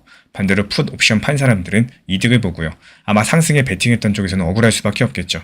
그래서 만기 직전에 가격을 확 올려보려는 시도가 나올 수가 있습니다. 이렇게 반대로 옵션을 잔뜩 팔아준 쪽, 주로 이제 시장 메이커들이나 고래들이겠죠. 여기서는 가격을 끝까지 누르고 싶어 할 겁니다. 니들이 돈 못 벌게 그냥 9만 이하로 끝내버리자, 뭐 이런 식으로요. 결국에 이번 주 후반 같은 경우는 옵션 만기 공방전으로 가격의 변동성이 커질 수 있다는 얘기고, 이런 와중에 선물 롱 포지션들까지도 많으니까 의도치 않은 롱 청산 압력이 겹칠 위험도 있겠습니다. 지금은 연말 장세라서 거래량이 평소보다 얇은 점도 변수고요. 아무튼 단기적으로 봤을 때 이런 기술적인 이벤트도 상존하니까 주의가 반드시 필요하겠습니다. 지금 구간에서 중요한 거는 얼마나 빨리 먹느냐가 아니라 어떻게 버티느냐입니다. 이 비트코인이 특히 업비트, 빗썸, 현물 매매로만 접근하면서 정확한 기준을 잡아두는 게 핵심이에요. 그래서 제 자료도 전부 현물 기준으로만 구성되어 있기 때문에 필요하신 분들은 고정 댓글창 참고해 주시면 됩니다. 이제 시야를 비트코인 하나에서 암호화폐 시장 전체로 넓혀볼까요? 올해 4분기 시장을 보면은 비트코인 혼자만의 리그에 가까웠습니다. 이 비트코인이 10만 달러 가까이 상승했을 때 이더리움은 6천 달러 선도 못 넘었고요. 비트코인 조정 때는 이더리움이나 다른 알트들이 낙폭은 오히려 더 컸습니다. 쉽게 말씀드려서 비트코인 도미넌스가 쭉 올라갔어요. 그 이유는 그리고 단순합니다. 시장이 불안해지면은 투자자들은 가장 믿을 만한 자산에 몰리겠죠. 암호화폐 중에서는 그래도 비트코인은 망하지 않겠지, 이런 심리가 있다 보니까 실제로 최근에 조정장에서 비트코인 ETF 같은 제도권 상품으로 돈이 들어왔다는 소식은 있었지만 이 소형 알트코인들 같은 경우는 신규 자금 유입이 거의 전무했습니다. 오히려 빠져나갔죠. 다만 아예 모든 알트들이 죽었느냐? 또 그렇지도 않습니다. 이 리플 XRP처럼 특정 호재가 있는 코인은 잘 버텼어요. 그리고 이더리움도 이번에 비트코인에는 밀렸지만요. 내년 초로 예정된 대형 업그레이드 호재까지도 있다 보니까 완전히 죽진 않았습니다. 결국에 시장이 출렁일 때는 이 비트코인만 바라보는 현상이 강화됐다가 또 반대로 비트코인이 좀 안정을 찾으면은 알트들이 그제서야 기지개를 켤 수가 있습니다. 이 흔히들 알트 시즌이라고 하죠. 이번에도 아마 이 비트코인이 어느 정도 가격대를 지키고 또 횡보하는 시기가 오면은 그동안 소외됐던 양질의 코인들이 뒤늦게 튀어오를 가능성이 있습니다. 다만 예전처럼 듣도 보도 못한 잡코인까지도 마구 오르는 이런 식의 투기적인 사이클을 점점 줄어들 거예요. 왜냐면 시장이 성숙해지면서 실체가 있는 주요 코인들 위주로 이 시장 자금이 움직이는 경향이 강해지고 있기 때문에 실제로 기관들도 지금 비트나 이더리움 또 일부 대형 코인들에 관심이 집중돼 있고요. 규제 환경도 엄격해져서 토큰이나 상장하기 어려운 분위기입니다. 그래서 이번 사이클은 비트에서 대형 알트로 이런 순서의 전형적인 흐름이 나타날 수 있어도 그 이후에 잡코인까지 광범위하게 펌핑되는 이 과거처럼 역사적인 알트 광풍은 제한적일 수가 있다는 거, 이 점도 우리 구독자분들께서 참고하시면 좋겠습니다. 그리고 이쯤에서 다시 비트코인 자체 이야기로 돌아와 볼까요? 저는 이번 상황을 통해서 비트코인의 진화된 위상을 느낄 수가 있었습니다. 예전 같았으면 비트코인 움직임을 설명할 때 반감기가 어떻고 디지털 금으로서 인플레 헤지 역할이 어떻고 이런 뻔한 내러티브에 기대는 경우가 상당히 많았는데요. 근데 이제는 그보다도 구체적인 자금 흐름들 그리고 네트워크 데이터로 설명하는 이런 편들이 더 정확해졌다는 거, 그만큼 비트코인이 거대한 금융자산이 되었다는 뜻이겠죠. 실제로 이번에도 한번 보세요. 이 겉으로 드러난 뉴스 헤드라인은 선물 강수론자들 몰리면서 이 채굴자들이 손 털었다, 이런 식으로 극과 극이었습니다. 하지만 그 안을 들여다보면은 결국에 가격 급등락에 따른 시장 참여자의 교체 그리고 비트코인 네트워크의 자동 조정이라는 하나의 구조적인 흐름이 관통하고 있었습니다. 이런 것들이 더 이상 막연한 서사가 아니라 이 숫자랑 데이터로 추적되는 흐름입니다. 이 투자 회사의 보고서에서 상장 기업들의 지갑 이동을 추적해서 누가 얼마나 샀는지 이렇게 파악하는 시대가 된 거예요. 이렇게 불투명한 데이터로 시장을 해부해보면은 우리가 매일 접하는 뉴스들의 맥락이 훨씬 더 뚜렷해질 겁니다. 이 트레이더들의 강세 베팅 확대랑 채굴자들의 항복 신호, 이 모순된 두 장면의 승자는 과연 누가 될까요? 제 관점에서는 둘 다 같은 방향으로 가고 있다고 봅니다.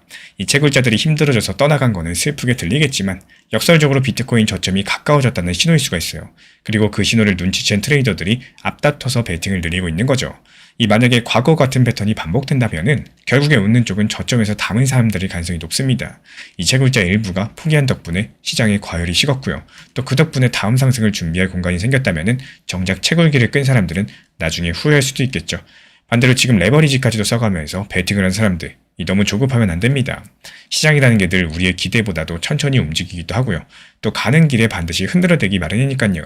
하지만 큰 흐름으로 보신다면은 해시레이트 조정이랑 투자자 구조 재편이라는 이 현재 진행형 변화들은 비트코인 생태계를 다음 단계로 나아가게 하는 필수 과정처럼 보입니다. 결국에 이렇게 두 가지, 이 선물 시장의 뜨거운 롱베팅과 채굴 현장의 차가운 현실, 이렇게 겉으로 모순됐지만 한 방향을 향한 움직임이었습니다. 저는 이런 것들을 비트코인 시장의 재균형 과정이라고 부르고 싶어요. 과열됐던 시장을 시키고 떠날 사람 떠나고 들어올 사람 들어오고 네트워크 난이도 조정해서 기반을 다져나가면서 이런 일련의 사이클이 돌고 나면요, 이 비트코인 시장은 이전보다 더 건강한 모습으로 탈바꿈하게 될 겁니다. 그리고 나서야 본격적인 다음 랠리가 오든지 간에 아니면 완전적인 성장 국면이 이어지든 간에 이런 식으로 이어질 수 있겠죠. 이게 투자자 입장에서 이런 구조적인 흐름을 이해하는 게 정말 중요하다 말씀을 드리는 거고, 뉴스 한 줄에 울고 웃기보다는 그 밑에서 어떤 메커니즘이 작동하는지 이런 것들을 보시면은 훨씬 덜 흔들리고 큰 결정하실 수 있을 겁니다. 투자의 거장 찰리 먼거는 생전에 이런 말을 했죠. 대다수 사람은 너무 빨리 승리하려다 패배하지만 이 현명한 이는 기다림을 통해서 승리한다고요. 오늘 우리가 살펴본 선물 시장의 뜨거운 베팅들, 이 채굴 현장의 차가운 항복들은요, 결국에 시장이 다음 단계로 나아가기 위해서 스스로 정화하는 재균형의 과정입니다.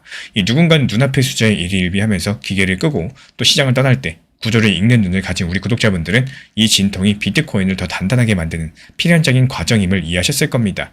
이 시장이 늘 가장 고통스러운 순간에 가장 달콤한 기회를 숨겨둡니다. 소음이 가득한 뉴스 한 줄에 흔들리기보다도요, 그 이면에 흐르는 거대한 자금과 데이터의 파동을 믿으십시오. 결국에 마지막에 웃는 자는 가격의 파도를 맞힌 사람이 아니라 가치의 바다를 끝까지 지켜낸 인내심 있는 투자자분일 겁니다. 그리고 이어서 최근에 신사 채널에서 실제로 보여드린 단기 매매 기록을 바탕으로서 왜 이렇게 폭락장이 올 때 어떤 사람들은 멘탈이 완전히 무너지고 또 어떤 사람은 오히려 기회를 잡을 수 있는지 그 차이점을 하나씩 설명드려 보도록 하겠습니다. 이 결론부터 말씀드리자면 정말 간단한 원리인데요. 폭락장에서 기회를 잡는 사람은 폭락하기 전에 이미 현금을 만들어둔 사람들입니다. 이 당연한 말이 왜 실제 매매에서 이렇게 어려운 걸까요? 흔히 이렇게들 많이 말씀하시죠. 싸지면 사야지, 빠지면 죽는다, 기회가 오면 들어갈 거다. 근데 현실은 정반대입니다. 빠지기 시작하면 무섭고 불안하고 더 빠질 것 같고 지금 사는 게 맞나 의심이 들면서 손이 움직이지 않습니다. 그 이유는 현금이 없기 때문인데요. 자신의 돈을 들여가지고 매수를 해야 될 때 이 사람은 반드시 겁을 먹게 됩니다. 하지만 이미 가지고 있던 포지션을 덜어내고 그 자리에 만든 현금은 심리적으로 쓰기가 쉬운 돈이라는 거.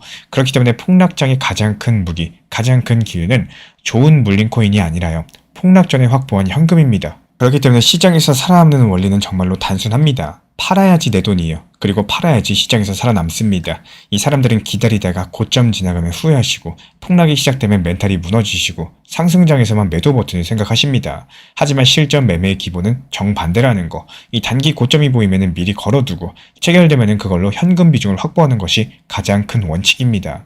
왜냐하면 고점에서 파는 것은 예측이 아니라 확률이 가장 높은 지점에서 리스크를 줄이는 결정이기 때문인데요. 더 갈 수도 있지만 지금은 떨어질 위험이 더 크다. 이런 판단이 드는 그 순간 그때 매도를 거시는 겁니다. 이번에 제가 텔레그램 단타 정보방에서 보여드린 게 바로 이겁니다. 이 특정 종목을 눌릴 때마다 매수하고 또 저항해서 매도하고 다시 눌릴 때 또 매수하고 이런 흐름을 여러 번 반복을 했습니다. 그리고 마지막 구간에서 딱 저항의 최고점 부근에서 전량 매도에 성공을 했고요. 그 직후 시장은 그대로 폭락을 했습니다. 이거는 예측이 아니라 원칙을 지킨 결과였다라는 거. 이제는 하락해서 무섭다가 아니라 떨어지면 매수 타점이 열린다. 이렇게 바라볼 수가 있는 겁니다. 이게 바로 실전 투자인 거고요. 이 타점 매매라는 게 말로만 들으면 쉬워 보이겠지만 실제로 따라가려면 타점과 투자 심리, 속도, 거리량 해석 이 모든 것들이 하나의 흐름으로 연결이 됩니다. 영상 보면서 나는 혼자 힘들겠다, 실전 흐름들 같이 보고 싶다 이런 분들은 현재 보이는 번호로 문자 신청 주시면 입장 도움 드릴 거고요. 사실 정보가 부족해서 손실을 보진 않아요. 정보는 시중에 넘쳐납니다. 진짜 중요한 건 그 정보를 언제 어떻게 써야 되는지겠죠. 그래서 제가 실제로 활용하고 있는 관점들, 가격 변동 구간을 읽는 방식들, 그리고 주요 가격대를 정리한 기준표를 받아보고 싶으신 분들은 현재 정리된 자료를 제공드리고 있기 때문에 필요로 하신 분들만 현재 보이는 번호로 문자 신청 주시면 됩니다. 이런 혼란스러운 시장에서도 길을 잃지 않도록 도와드릴 수 있는 자료예요. 시청해주셔서 감사드리고요. 구독과 좋아요, 알람 설정까지만 부탁드리겠습니다. 우리 신사 채널이 더 좋은 콘텐츠 만들 수 있는 가장 큰 원동력입니다. 앞으로도 폭락장에서 살아남는 방법, 지금 시장에서 기회를 잡는 법, 실전 타점 전략까지 모든 것들 가장 쉽게 풀어서 안내 도움 드리도록 하겠습니다. 요즘에 암호화폐 뉴스를 보면 리플 이야기가 심심찮게 들립니다. 이 리플은 역대급 성장 중이죠. 근데 리플 XRP 가격은 왜 거꾸로 가는지, 성장이랑 XRP 가격이 반비례하면서 모순적인 상황입니다. 이 리플이라는 회사는 사상 최고치로 잘 나가고 있는데 정작 그 회사의 핵심 토큰이라고 할 수 있는 XRP 가격은 지금 연말인데도 힘을 쓰지 못하고 있다는 이야기인데요.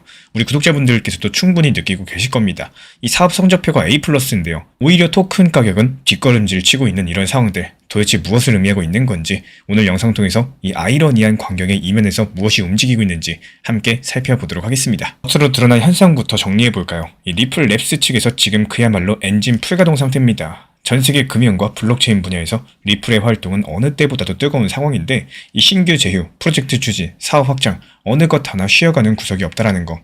예를 들어가지고 최근에 리플은 여러가지 금융 관련 회사를 인수하면서 자신들의 영향력을 넓혔죠. 전통 금융회사들이 암호화폐를 다룰 때 필요한 기술과 면허를 가진 업체들을 이 리플이 과감하게 사들이고 있는 겁니다. 한마디로 기존 은행 시스템과 암호자산 세계를 연결하는 이런 다리를 리플이 직접 놓고 있다는 뜻인 거고, 이것뿐만이 아닙니다. 현재 리플은 자체 스테이블 코인도 개발을 했어요. 달러랑 1대1로 연동되는 리플 USD, 줄여가지고 RLUSD라는 코인인데요. 이 작년 말에 리플 레저 위에서 시험 출시됐는데 올해까지 발행량이 10억 달러치를 넘길 정도로 반응이 뜨겁습니다. 요즘은 이 RLUSD를 이더리움 같은 다른 블록체인에도 연결해가지고 쓸 수 있게 확장하는 중인데요. 리플 입장에서 RLUSD는 이 디지털 달러를 자기 손에 쥐게 된 것과 비슷합니다. 그리고 XRP는 이 디지털 달러를 전 세계 어디로든 순식간에 운반해줄 수 있는 택배 기사 역할을 할 수가 있다는 거죠. 현금 같은 스테이블 코인과 초고속 배송원인 XRP를 한 팀으로 묶어가지고 국경을 넘나드는 돈의 흐름을 혁신하겠다라는 큰 그림인 셈입니다. 이렇게 리플의 사업 동력 자체가 그 어느 때보다도 강력하다라는 거고, 전통 금융권에서도 리플과 손잡고자 하는 움직임이 보여지고 있고, 여러가지 국가의 중앙은행들이 리플의 기술로서 이 디지털 화폐를 실험하고 있을 정도인데요. 심지어 미국에서는 XRP를 담은 상장 지수펀드 ETF들이 줄줄이 승인되면서 이제는 미국 월가의 펀드 자금도 XRP 시장에 들어올 수 있게 됐습니다. 이렇게만 들어보면 XRP 가격도 함께 날아올라야 정상이겠죠. 그런데 현실은 오히려 정반대였다라는 거. 이 최근에 몇 주 사이에 XRP 가격이 큰 폭으로 하락하고 있고, 1 XRP당 2달러 선조차도 지키지 못하고 힘없이 밀려나는 걸 보면서 시장 투자자들은 당황할 수밖에 없었습니다. 아니, 이렇게 좋은 뉴스가 많고 이렇게 좋은 호재들이 많은데 왜 XRP 가격은 상승하기는커녕 내려가고 있는가? 여기에 대한 근본적인 질문이겠죠. 그리고 바로 이런 부분에서 오해랑 진실이 갈립니다. 이 혹자는 역시 시장은 정직하다, 가격이 떨어지는 걸 보니까 리플의 성장이 전부 다 거품 아니냐, 이렇게 생각했을지 몰라요. 하지만 이런 것들은 가격표만 보고 섣부르게 내린 판단일 수가 있다는 거. 이 현재 리플 XRP 약세가 리플 사업의 이상 신호를 의미하는 건 절대 아니기 때문에 오히려 거꾸로입니다. 리플의 펀더멘털은 아무런 문제가 없는데도 이 외부 요인들 때문에 시장 가격이 이런 것들을 제대로 반영하지 못하는 이런 상황으로 보는 게 맞다라는 거고, 실제로 기관 투자자들의 움직임을 살펴보면요, 이런 역설들이 더욱더 극명해진다라는 거. 미국 증시에 상장된 5개 XRP 현물 ETF들의 약 11억 달러, 우리 돈으로 1조 원이 훌쩍 넘는 자금이 불과 한 달 남짓한 사이에 들어갔어요. 쉽고 안전한 투자 수단이 열리면서 큰손 자금이 XRP를 담기 시작을 한 거죠. 그런데 정작 가격 차트는 아래로 기울었습니다. 이유가 뭘까요? 바로 시장에 오래 있던 일부 대규모 보유자들, 흔히 고래 투자자들이라고 하죠. 이 고래들이 가격이 오를 때를 기다렸다가 한꺼번에 매물을 쏟아냈기 때문입니다. 다시 말씀드리자면은 기관은 조용히 매수했는데 그 틈을 타서 일부 기존 보유자들이 대량 매도를 했고, 그 힘이 현재 단기적으로 더 크게 작용을 하면서 가격이 하락 쪽으로 움직이고 있는 겁니다.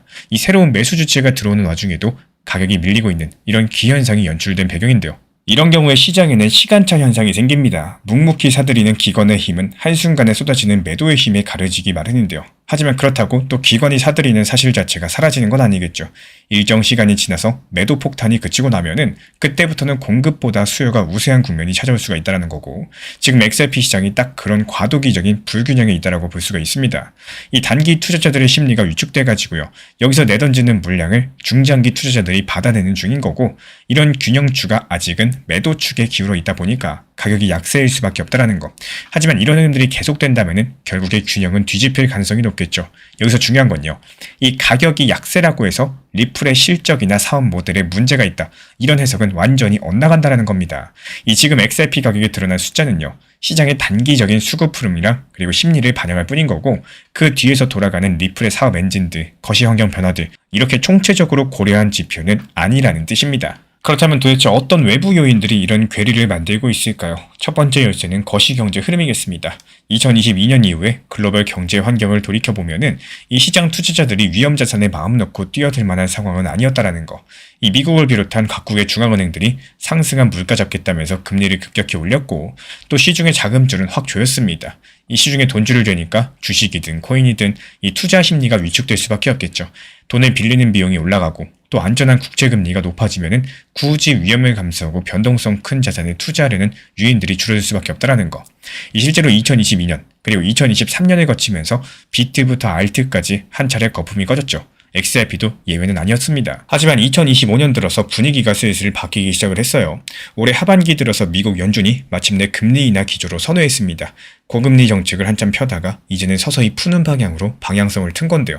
유럽 중앙은행이라거나 이 다른 나라들도 비슷한 흐름이에요. 한마디로 조금 꽉 조였더니 경제가 좀 힘들어져가지고 이제는 다시 풀어주자라는 쪽으로 가닥이 잡혔다라는 겁니다. 그러면은 자연스럽게 시장에 돈이 다시 돌기 시작하겠죠. 실제로 미국도 최근에 몇 달 사이에 기준금리를 잇따라 내렸고, 지금은 예전에 비해서 많이 낮아진 3%대 중반 수준까지 내려왔습니다. 물론 절대적으로 낮은 금리는 아니겠지만요, 최소한 더 이상 오르지는 않을 거라는 안도감을 시장에 줬다라는 거. 그렇게 되니까 그동안 달러 가치가 너무 높아져서 이 신흥시장 자금이 탈출하는 이런 현상들도 조금 진정이 되고 있어요. 환율 측면에서 보자면은 달러 인덱스가 예전 고점보다는 내려온 상태라서 이 글로벌 투자 자금이 미국만 쳐다보던 곳에서 다시 분산될 수 있는 여건이 마련되고 있습니다. 그렇다고 해서 모든 위험이 사라진 건 아니겠죠. 전쟁과 지정학적인 긴장감 여전히 현재 진행형이고 경기가 너무 식어버리는 이 경기 둔화 가능성도 완전히 배제할 순 없을 겁니다. 이 중앙은행들이 금리를 내리긴 하더라도 다들 한편으로는 상황을 예의주시하면서 조심스럽게 행동을 하고 있어요. 확실하게 괜찮다 싶기 전까지는 이 시장의 과도한 유동성을 다시 풀긴 어렵다라는 거고 결국에 지금의 거시경제 상황은 긴 가뭄 끝에 첫 번째 단비가 내리는 이 정도로 비유할 수가 있겠습니다. 이 메마른 논밭이 완전히 해결된 건 아니겠지만요. 적어도 비구름이 몰려오기 시작한 정도라고나 할까요? 이런 시기에서는 농부들, 즉 시장 투자자들도 일단 반가워하면서도 혹시나 비가 또 끊기진 않을까 불안해할 수밖에 없는 법입니다. 지금 시장이 딱 그런 상황이에요. 이 정책 변화 조짐에 대해서 현재 시장이 반색은 하고 있지만 동시에 또 불확실성에 대비하면서 적극적으로 나서지 못하고 있는 겁니다. 그리고 이런 거시 환경을 리플 XRP 상황에 대입을 해볼까요? 크게 두 가지 효과가 나타납니다. 한 개는 아까 말씀드린 대로 위험자산 선호심리 위축이에요. 이 새로운 사이클이 올 거라는 확신이 생기기 전까지는 시장 투자자들이 쉽게 지갑을 열지 않겠죠. 비트코인 같이 검증된 대장주에는 그나마 관심이 이어지겠지만 알트 쪽에서는 조금 더 두고 보자 이러면서 관망하는 분위기가 짙어질 겁니다. 리플 XRP도 바로 그 알트코인 무리에 속합니다. 실제로 최근 시장 데이터를 보면은 비트에 투자되는 돈 대비했을 때 알트로 가는 돈의 비중이 점점 줄어드는 추세가 뚜렷했어요. 쉽게 말씀드려가지고요. 모두가 조심할 때는 상대적으로 안전하다고 여겨지는 이런 쪽으로만 돈이 가는 겁니다. XRP는 분명히 튼튼한 기본 면모를 갖춘 이런 자산이겠지만요. 그래도 사람들 인식 속에서는 비트보다는 변동성이 더 크고 또 리스크가 있는 코인으로 여겨질 테니까요. 시장 전체가 움츠러든 국면에서는 이런 인식 자체가 가격을 누르는 압력으로 작용을 할 겁니다. 이 리플의 호재가 나오더라도 시장이 썰렁하면은 기대만큼의 탄력을 받지 못하는 거겠죠. 그리고 두 번째 효과는 기술적인 수급 구조에서 나타나게 될 겁니다. 앞서 말씀드린 것처럼 최근 XRP 가격 하락 배경에는 대규모 매물이 출회된 것이 큰데요. 왜 하필 지금 그런 매도가 나왔을까? 이 거시 환경과 연관지어 생각을 해봤을 때 요즘 같은 때에는 단기 트레이더들이 이 연말을 앞두고 리스크를 줄이고 싶어 합니다. 올해 수익이 난 사람이라면요. 이쯤에서 팔아가지고 실현 이득을 챙기고 싶어 할 거고 또 손실인 사람들은 세금상의 이득을 보려고 손절 매물을 내놓기도 할 겁니다. 특히나 ETF 출범으로 가격이 한번 출렁했을 때를 틈타서 오랜 시간 버티던 매물들이 쏟아져 나온 면도 분명히 있어요. 마치 마른 장작더미 위에 불꽃이 튀면서 확 타올랐다가 그 불에 오래 쌓인 낙엽까지도 같이 타버린 상황이라고나 할까요? 덕분에 한때 XRP 가격을 2달러 중반 위로 밀어올렸던 랠리가 오래가지 못하고 또 제자리로 돌아오게 된 겁니다. 하지만 또 이런 과정에서 이 낙엽 태우기, 이 매물 소화가 상당 부분 진행됐다는 것도 기억해 주셔야 돼요. 가격 조정이 온 만큼 이제 남은 투자자들은 상대적으로 의지가 강한 홀더들이 가능성이 높고요. 또 무엇보다 새로 진입한 기관 자금은 단기 변동에 일희일비하면서 금방 떠날 성격이 아닙니다. 그러니까 지금 형성된 낮은 가격대는 오히려 단단한 매수층이 받쳐주고 있을 가능성이 크다라는 거. 이 XRP의 강점은 단기 급등이 아니라 시간이 쌓일수록 힘이 붙는 구조라는 점입니다. 그래서 저는 항상 현물 기준으로만 접근하셔라 말씀드리고 있고요. 급하게 수익을 노리기보다는 평단 관리하면서 시장의 구조 변화를 같이 가져가는 방식이겠죠. 이런 기준을 정리한 자료는 필요하신 분들께만 따로 공유드리고 있기 때문에 고정 댓글창 참고해 주시면 됩니다. 종합적으로 정리해볼까요? XRP 가격이 약세인 이유는 거창해 보이지만 그 핵심은 단순해요. 이 시장 참가자들의 인식 차이랑 시간 차입니다. 멀리 보는 자랑 눈앞을 보는 자의 싸움이라고 해도 좋아요. 리플의 기업 가치를 믿고 느긋하게 사모으는 세력이랑 당장 분위기에 눌려서 던지는 세력이 부딪히게 되면서 이때부터 나타나는 착시 현상인 겁니다.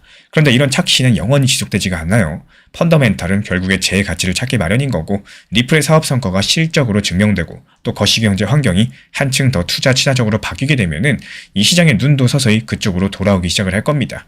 예를 들어가지고 금리가 더 내리고 경기 불안이 찾아들면은 굳이 안전한데 낮은 수익률인 자산만 고집할 이유가 없어지겠죠. 그렇게 되면 앞다퉈가지고 찾게 되는 게 바로 성장성이 큰 자산입니다. 마치 봄이 오면은 움츠렸던 동물들이 밖으로 쏟아져 나오는 것처럼 이 시중 자금들도 다시 위험자산으로 흐르게 되어 있어요. 그 시점에 리플 그동안 사업 잘해놨잖아 이러면서 시장이 재평가에 나설 가능성이 높겠죠.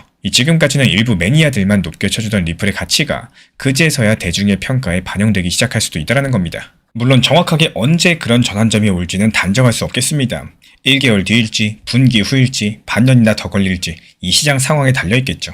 만약에 내년 1분기쯤에 경기가 더 안 좋다는 신호가 나오면은 오히려 중앙은행들이 서둘러서 돈풀 정책을 내놓을 수가 있는 거고, 또 반대로 경기가 무난하면은 서서히 정상화 국면으로 진입할 수도 있겠죠.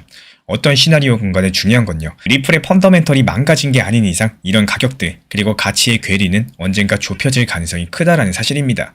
지금 이 순간에도 리플은 전방위로 미래 준비를 하고 있어요. 국제 송금망의 새로운 표준이 되는 이 프로젝트에 참여하고 있고요. 또 부동산이나 채권 같은 실물 자산을 블록체인에 올리는 실험들도 리플의 기술과 리플 레저에서 이루어지고 있습니다.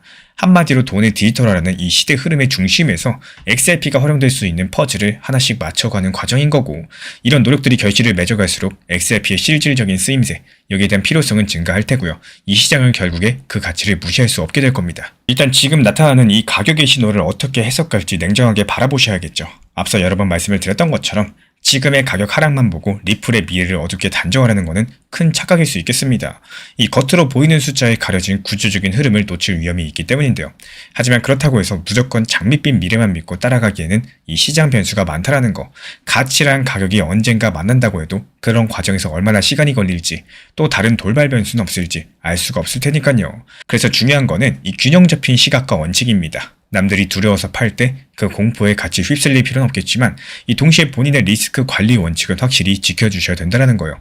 예를 들어서 이런 시기에 현금 비중을 조금 확보해두면 마음의 여유를 갖는 데 도움이 되겠죠. 그리고 정말 리플의 장기적인 성장성을 믿는다면 분할 매수 같은 방법으로 서서히 포지션을 늘리는 것도 한 가지 방법이 되어줄 겁니다. 이 가격이 더 떨어지면 더 싸게 살 수가 있고요. 올라가면 기존에 다 받은 물량이 수익을 내니까 평균 가격 낮추면서 대응할 수도 있을 겁니다. 반대로 XRP 비중이 너무 커서 밤에 잠이 안 올 정도라면 이번 기회에 일부 익절이나 손절을 해서 비중을 줄여나가고, 또 심리적인 부담을 낮추는 것도 고려해 보셔야 되겠습니다. 이 투자의 정답은 없겠지만요, 딱 한 가지 분명한 건 있습니다. 공포에 팔고 환호에 사는 행동만큼은 경계하셔야 된다는 겁니다. 이 리플의 현재 상황을 보면요, 많은 분들께서 공포에 팔고 있을 때 정작 리플과 기관은 조용히 사고 있는 모양새입니다. 역사가 반복되어 준다면 이런 구도가 언젠가 반전될 가능성이 높을 거고, 결국에 가치 있는 자산은 헐값의 시장에 오래 머무르지 않는다는 말이 있습니다. 그래서 오늘 이야기의 결론을 짧게 정리해보겠습니다. XRP의 가격표만 보고 리플의 미래를 판단하는 것은 위험한 착각이라고 볼 수가 있다는 거. 이 지금 가격은 시장의 일시적인 체스판 움직임일 뿐이지 그 뒤에서 리플이 만들어 놓은 이 견고한 반은 따로 있습니다. 물론 투자 시장에서 늘 100%는 없죠. 언제나 변동성은 우리의 시험대가 되어줄 겁니다. 하지만 눈앞의 숫자에 담긴 공포랑 이면의 가치를 모두 보는 눈을 기르신다면요, 이 남들이 놓치는 기회를 포착할 수도 있을 겁니다. 리플은 현재 역대급 사업 확장을 이루고 있고요. 그 엔진은 또 쉬지 않고 돌아가고 있습니다. 이 반면에 시장은 아직까지 그 가치를 제대로 인정하지 않고 있습니다. 이런 갭들이 메워지는 순간 이 지금의 낮은 평가가 오히려 행운이었다는 것들을 깨닫게 될지도 모르니까요. 그래서 섣부른 절망도 또 근거 없는 확신도 경계하시면서 이런 큰 흐름들을 이해하시고 한 발 앞서 준비하는 지혜가 필요하겠습니다. 이 가격표는 거짓말할 수 있어도 펀더멘털은 결국에 죗값을 한다. 그래서 XRP 얘기를 들을 때 지금 싸니까 나쁜 코인이네, 이렇게 끝내버리면 안 된다라고 말씀을 드리는 거고, 지금 우리 눈앞에 보이는 거는 반쪽짜리 진실일 수 있습니다. 이 눈을 들어가지고 숲을 보고 또 길을 보는 이런 큰 그림의 투자, 그 중요성에 대해서 다시 한번 생각해보게 되는 요즘입니다. 투자의 대가 워런 버핏은 말했습니다. 가격은 당신이 지불하는 것이고 가치는 당신이 얻는 것이다. 지금 우리 구독자분들께서 견디고 있는 불안한 변동성은 어쩌면 미래의 성장을 위해서 잠깐 지불하고 있는 이런 가격일 뿐이겠습니다. 하지만 우리가 오늘 확인한 이 리플의 견고한 사업 확장, 그리고 기술력은 결국에 우리 구독자분들이 손에 쥐게 될 변하지 않는 가치입니다. 눈앞에 시세판이 흔들린다고 해서 이 기업의 본질까지 흔들린 건 아니겠죠. 남들이 가격표만 보고 또 두려워할 때 그 이면의 가치를 꿰뚫어보고 묵묵하게 인내하시는 분들만이 결국에 달콤한 열매를 맛볼 자격이 있겠습니다. 우리 구독자분들의 투자가 흔들리는 숫자가 아니라 이 단단한 가치를 향하기를 진심으로 응원 도움 드리겠습니다. 투자를 오랜 시간 동안 건강하게 가져가려면 그때그때의 감정이 아니라 내가 미리 세워둔 기준과 시나리오가 있어야 된다는 이야기를 드리고 싶어요. 투자 시장을 길게 바라보고 싶으시다면은, 그리고 리플을 포함한 내 타점을 조금 더 편안하게 들고 가고 싶으시다면 이 나만의 적당한 시나리오 하나쯤은 반드시 만들어 놓으셔야 되는데요. 대부분은 그걸 미루고 시장 분위기에 맡겨버리곤 합니다. 이 시장이 좋고 또 가격이 상승하기 시작하면은 아직은 더 갈 것 같다. 이런 생각만 계속 커지고 그 생각이 확신처럼 느껴지다 보니까 위험에 대한 대비는 자연스럽게 뒤로 밀리게 되는데요. 문제는 그렇게 기대만 쌓아둔 상태에서 갑자기 하락이 시작될 때입니다. 오를 때는 아무 생각 없이 버티다가 또 막상 내려오기 시작하면은 그때부터 머릿속이 복잡해지고 팔아야 되나 버텨야 되나 지금 파는 게 맞나 아니면 조금 더 기다려야 되나 끝없는 고민에 빠지게 되는데요. 이런 고민들의 대부분은 사실 미리 정해놓지 않았기 때문입니다. 그래서 중요한 건 이 가격에서 급락이 나와도 나는 괜찮은가 스스로에게 미리 물어보시는 건데 만약에 정말로 리플이 이 자리에서 내려와도 상관없다고 느껴지신다면 그건 계속해서 보유해도 되는 구간인 거고 반대로 이 가격에서 다시 급락이 나오면 마음이 불안해질 것 같다 이런 생각이 드신다면요. 그때는 일부 현금 비중을 가져가는 선택이 훨씬 더 현실적인 대응이 되어줄 겁니다. 이 결국에 투자라는 게 맞추는 게임이 아니라요. 내가 흔들리지 않을 수 있는 선택을 반복하는 과정인 거고 이 리플이 오르든 내리든 내가 감당할 수 있는 이런 상태를 유지하는 게 가장 중요하다는 말씀 드려요. 미리미리 기준을 세워둔 사람은요. 하락에도 덜 불안하고 상승에도 덜 욕심을 내게 되는데 그렇게 감정을 통제할 수 있을 때 그때부터 비로소 시장을 오래 바라볼 수가 있는 거고요. 결국에 살아남는 쪽도 그런 사람이라는 거를 다시 한번 기억해 보셨으면 좋겠습니다. 이 대부분의 손실은 지식이 부족해서가 아니라 기준 없이 감정대로 움직이는 이런 순간에서 발생을 합니다. 예를 들어가지고 단기 반등 나왔다고 해서 충동적으로 따라붙거나 조정이 왔다고 무서워서 손절하는 이런 행동들이 반복되면은 결국에 계좌는 계속 깎일 수밖에 없어요. 그래서 저는 시장을 볼 때 필요한 기준표, 타점 요약본을 따로 만들어 드리고 있습니다. 필요하신 분들께서만 현재 보이는 번호로 문자 신청 주시면 도움 드리도록 하겠습니다.